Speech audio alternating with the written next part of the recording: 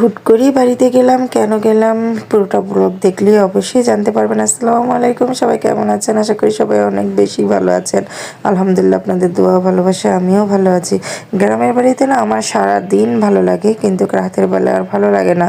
কারণ সন্ধ্যার পরপরই সবাই সবার রুমে ঢুকে যায়, বা দেখা যাচ্ছে যে রাতের যে পরিবেশটা সেটা আমার কাছে ভালো লাগে না। খুব তাড়াতাড়ি ঘুমাতে হয়, অত লোকজন থাকে না। কিন্তু হ্যাঁ, সারাদিন প্রচণ্ড লোকজন থাকার কারণে গ্রামের প্রাকৃতিক পরিবেশটা আমার কাছে খুবই ভালো লাগে। হুট করেই আমি গ্রামের বাড়িতে যাওয়ার কারণ হচ্ছে আমার ননদের জামাই অ্যাক্সিডেন্ট করেছে। সেজন্য যাওয়ার সময় মনটা ভীষণ খারাপ ছিল। কোনো ভিডিও নিতে পারিনি, বা ভিডিও ইচ্ছে করেও নিইনি।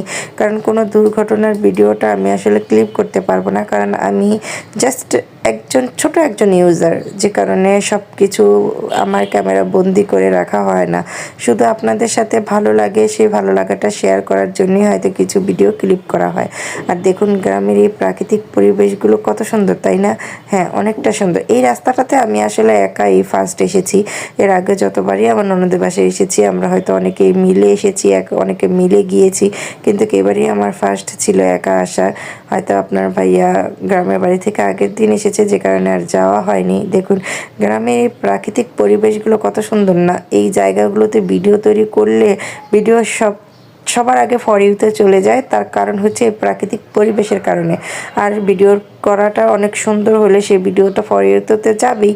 আর আমরা তো জাস্ট ভিডিও করছি নিজেদের ভালো লাগা থেকে, কারণ আমরা জানি ফেসবুক থেকে আমরা কোনো আর্নিং করতে পারবো না, বা ফেসবুকে আমরা নিজেদেরকে পরিচিত করতে পারবো না, বা ফেসবুকে এসে নিজেদের বিজনেসটাও ঠিক রাখতে পারবো না, যে কারণে এই কষ্টটা আর করতে চাইছি না। কিন্তু হ্যাঁ, আপনাদের ভালোবাসা থেকেই হয়তো ছোটোখাটো করে একটু ব্লগ করে নিজের ভালো লাগাটা আপনাদের সাথে শেয়ার করি, এটাই, আর কিছুই না।